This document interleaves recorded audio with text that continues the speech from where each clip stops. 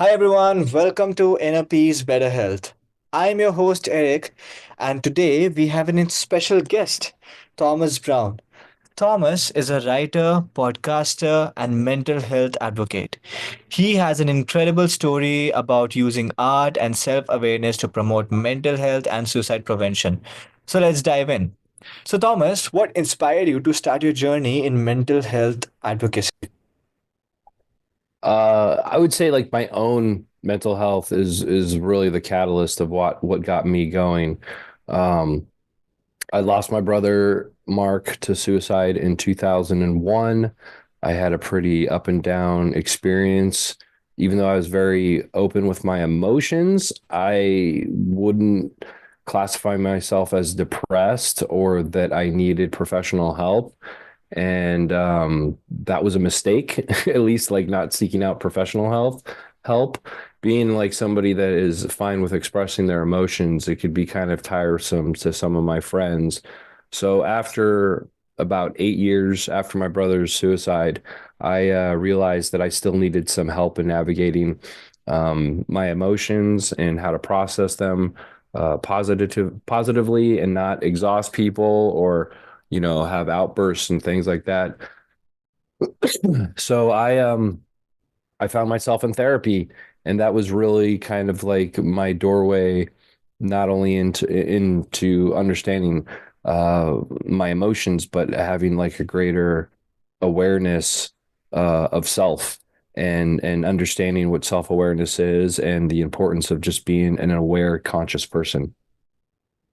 Yeah, yeah. Thank you for being so vulnerable with us. And yeah, it's really amazing how some of our lowest moments can produce what you become actually. So, how did your personal experience shape this path? Like, what was, or if I may ask, uh, what was that one instant that completely changed your life? In terms of knowing that I needed help, I was starting to finally open up as an artist creatively and go. I'd always been like really codependent, so there was a few people that like I was afraid to like just go out and do my own thing and be a creative person, and so I stayed hung out with people that ended up being more of a toxic mixture, and so I started finally professionally going out on my own and doing things and starting to like seek out the things that I was interested in and things that turned me on creatively.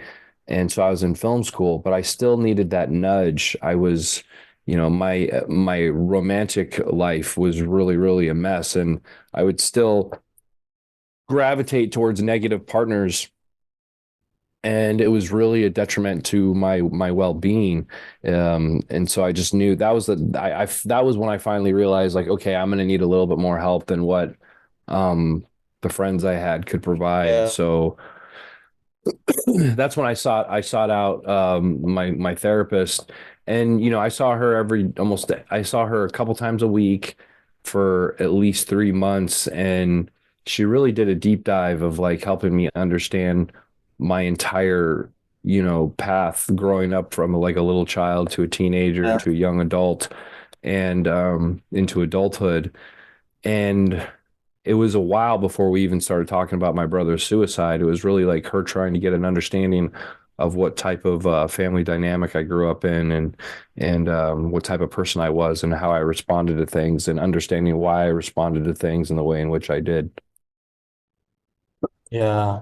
Yeah. Yeah. But That's really. it was being in a really horrible um relationship that finally was the thing that I was like, I need help. I can't do this any longer. I need to get out of this relationship. I need to understand why I gravitate towards these toxic people. Yeah, yeah, that's right. So, how do you think art can help in mental health and suicide prevention? Well, I think like art and creativity, like on the very base, like benign level, art is something that like brings people together, whether it's in concerts or in movie theaters or plays or spoken word poetry or comedy or even like books. Like people the Yeah. water cooler discussions at work or being part of a book club. Um, just being an audience member is like a very shallow way of like growing a community and having people Yeah. being around people that are like-minded. But for an individual, as somebody who likes to be creative, or I really encourage everybody, even people who don't think that they're artists or that they are creative, I encourage them to tap into that and just explore and with different types of mediums. But as an artist, I think that when we're creating something, whether we're writing a song, we're writing poetry or a book or a photographer, we're really like exploring um, ideas and concepts that we see ourselves in, or we're trying to understand um, our place within that. So it's really an artist. One of the aspects of being an artist, whether it's intentional or unintentional, is a journey of self-discovery. To me, self-awareness is the only game in town. Like, I respect everybody for whatever their political ideologies may be or whatever their religious beliefs may be. But if you don't have an understanding of who you are on a fundamental level outside of every single influence that vies for control of your reality, you're really doing yourself a disservice. You're the only person that you're stuck with from cradle to grave is yourself. So it's important for you to understand who you are in every level and how you're able to grow and evolve based on all the different experiences you're going to have in life. Yeah, that's really powerful. So can you give me an example of how art has helped you or someone you know? Well, I mean, I'm a big fan of music. I love the band Tool. That's like the only band that I'll even go see in concert because I just like once I've seen the stuff that they do, I'm like, why would I need to go see any other musical performance? The just the stuff that their visuals at the concert and their music and the sound is just really really beautiful. I always consider them to be the choir of like my own personal religion, my of self-awareness. But in my own journey in writing my book 2012 A Bicycle Odyssey, it's a memoir about the bike ride that I did with a friend cross country for suicide awareness and the healing power of art Yeah. back in 2012. Writing that book was very cathartic. There's, I feel like when you're dealing with things and you're processing emotions and you're processing experiences or Yeah. traumas, that a lot of it is in your head and you're processing that in your head. It's not like in your head, like it's only in your head and you can like change it or get over it. What I mean is that like the processing is taking place within your mind. And when you have therapy, you have now an audience. And a good therapist helps you find your own way out. And a lot of times when you say things out loud, it has a different energy from when you just think it in your own mind. And a lot of times, like just seeing somebody's response to you when you say things, helps you have a greater understanding of what you've been thinking about. So, in the terms of writing, I Yeah. really believe that emotion is a very vast spectrum of feelings, and I think that there's even emotions that we haven't, as human beings, created words for, Yeah. and Yeah. that's where poetry comes in. Is a desire to express and explain a feeling that one word can't really define. So when writing during the writing process, there's a lot of times that like I just have a thought in my head, but the way that I write it, the way that I find to string some words together in a particular sentence to convey a feeling, like there's a lot of times that I was surprised by myself. Like I was like, Yeah. I didn't know I had that in me. I Yeah. didn't like I didn't realize I know what you're and talking about. and and so like seeing that sentence, a certain sentence like play out, to convey an emotion in a way I felt um helped me understand things that I thought I'd already processed like a decade earlier. So I think art has a tremendous way of helping people. It's just another tool of self-awareness. It's much more playful. Um, and it could be something that it's something that it not only is beneficial for you, but it could be beneficial for an audience, even if that is just like a small circle of influence that you're a part of. Yeah, I totally get it because I personally resonate with what you're saying because when you create a piece of art, it just comes from within you because I believe a piece of an art is something that is a part of you and you just bring it forth. You just put it there, and when it's completed, yeah, you just don't realize, oh wow, that is in me. Like recently I started making films, and I got into videography and short films, and I when I actually recorded and put it all together, and the result that came out was so beautiful, and then I realized, wow, this is this has always been in me, and I was so unaware about it. So yeah, I think. Yeah, it's definitely a process too. Like being somebody who's had the experience of working in film and video myself, like it's crazy. Like when you have an idea, especially like film is like something that is very layered. You know what I mean? Like you have this idea. I feel like it's a lot easier to have Yeah, an idea and just put it on paper. Like it exactly. translates a little bit. But when you start to add video, you add the shooting process and then you Yeah, have the editing process. And I have found a lot of times that like no matter what footage you collect, yeah, once you sit down in the editing bay, like it's an entirely new process that's happening. And it's almost the thing that you're creating is its own autonomous consciousness. yeah, And it's telling you how it should be put together, not you telling it what it should be. So yeah, I've had like experiences where I thought like what I wrote, what I shot, I was telling one story, and once I sat down and I started putting the footage together, it was revealing to me what its story is. I yeah. don't know Yeah. if that makes sense and how Yeah, I that explained it. does make sense because I remember a few months ago I did a project for this company, and they wanted to make documentary sort of on my college. So I gave them the script, I got it approved, and I started recording.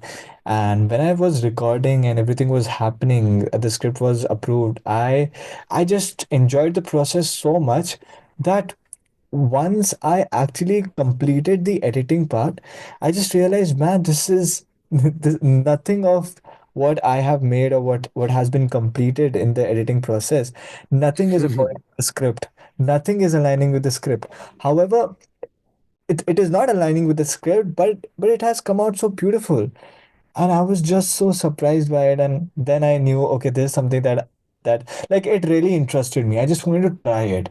But when I actually came through that project, when I actually saw that I can do it, it just motivated me all the more to create more projects and just do fun things like that. Because honestly, I think creativity is fun. Creativity Yeah. is something that is creative. I think creativity as a word itself is a synonym for fun.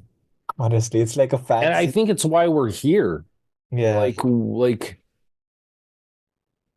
you know, I have this big, I have this idea, this thought that I had, and it kind of came to me at the end of my bike ride because of where we ended at. We ended at an art retreat center in upstate New York called the Chapel of Sacred Mirrors. And to me, there's like there's a secondary currency that's taking place between artist and audience. Yeah, for like big artists, you have a financial currency that you trade, that you take place. Like I'll pay you this, and then I get either to watch this or I get to take this home, and have it for myself. But I feel like that there's a deeper currency, there's a deeper transaction taking place between artists and audience. And it's like I'm really kind of like anti-influencer, that I'm more yeah, about inspiration. Like to Yeah. me, inspiration is greater than influence. And that's the currency, that's a true currency that's taking place between in the transaction between audience and artist.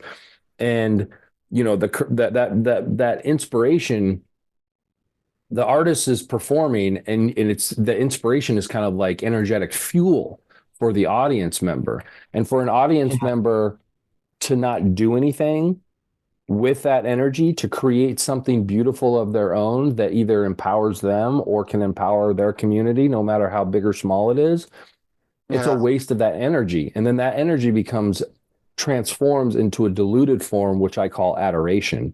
Yeah. To adore something is to give your power to it rather than and to put it up on a pedestal rather than seeing this is a great thing, this is a beautiful thing, but this is also allowing me, showing me that I can also create something beautiful. Again, either for myself or for an audience, whether it's a small audience or a great large audience. Wow. And so I think that that's like something important for people to pay attention to when they're consuming all types of art, Mhm. is that to just to understand like that you're part of a energetic transaction called inspiration or adoration, and which part do you which how do you want to process that energy that you've been given by an artist, that you've witnessed on some capacity, whether you read it, you watched it, or you listened to it. Yeah, you are right. Yeah. Wow. It's been an amazing conversation, Thomas. It's really overwhelming, honestly, because there's so much that is around creativity that, like, as an artist myself, or something, it's really overwhelming, honestly. So I want to ask you, what advice would you give to someone who is struggling with mental health issues? Take your time. The only way out is through. Find some type of outlet that you can express yourself positively on, as long as you're not hurting yourself or anybody else. If you're privileged enough to find some type of therapy, I really encourage that. And therapy is kind of like dating. Sometimes you have to find the right therapist, and that might take a little while. Just do everything that you can to kind of like work through it. And I know that when you're dealing with depression, sometimes the only thing that you can do is just get out of bed. And Yeah, if that's the victory that you need for the day, that's the victory that you have for the day. So, but just knowing that if suicide, the way that my brother chose to leave to end his pain, which ended his life, is that mm, like once that you pass that threshold, you can't come back. You don't yeah, have another opportunity in the ego form that you are. So stick with it. Keep yeah. going, keep moving, um, keep pedaling, keep pushing forward, and try to find some inspiration to create something beautiful, even if it's just to help you smile a little bit more each day. That's amazing, Thomas. That's amazing. Well, thank you so much, Thomas, for sharing your journey with us. So your story is really, really inspiring. And to our listeners, remember to take small steps every day towards better mental health and self-awareness.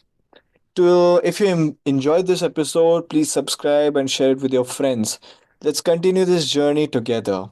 Stay peaceful and stay mindful and stay healthy.